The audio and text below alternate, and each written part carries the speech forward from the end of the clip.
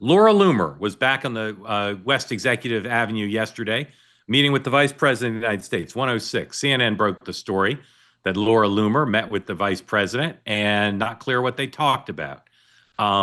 This is an extraordinary thing. Forget if you want to scrutinize her background or her history. There are very many powerful people in Trump world who do not want Laura Loomer weighing in on administration policy, personnel, etc. And yet here she is meeting with the vice president. Dan, what up with Laura Loomer? I don't know. I just find it remarkable, given how controversial she is and some of the things she said, that she appears to have kind of full access. That she can, I mean, it's not just, I mean, next to Trump, it's like to walk in and get a meeting with the vice president. I mean, that's a big deal. Sean, why is she meeting? Like, what is her latest grievance?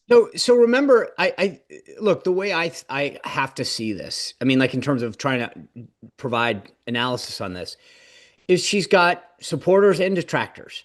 And I think that, like, I without getting into a bunch of names, there are people in the first term who not in the same necessarily camp as Laura, but you sort of make a decision. Do you want them in the tent shooting out, or do you want them outside the tent shooting in?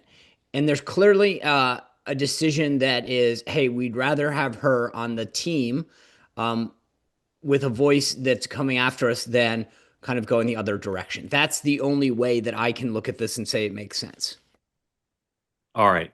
Lastly, Mark, do you have any spidey sense of why she was there?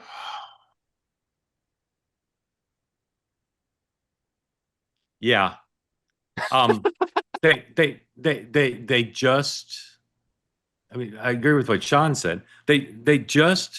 She's too powerful to not try to appease. She's got so much capacity to do damage, and she has enough allies that they feel it's better to hear her out and appease her. And I will say, and this will probably be the most controversial thing I say on the episode, some of the things she pushes are not wrong. And they're not only not wrong if you're super MAGA, they're just not wrong.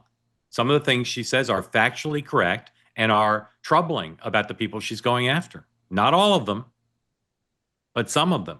And so they have to hear her out, because if they ignore her, she'll go public with it. And then they're going to have to get rid of the people anyway. And they're going to be doing it under much more pressure. Better, in the view of some senior people in the White House, to hear her out, see what she's got, make a decision on the merits, and act in response, and hope that she doesn't, walk down Pennsylvania Avenue with the head on a pike, claiming credit for it.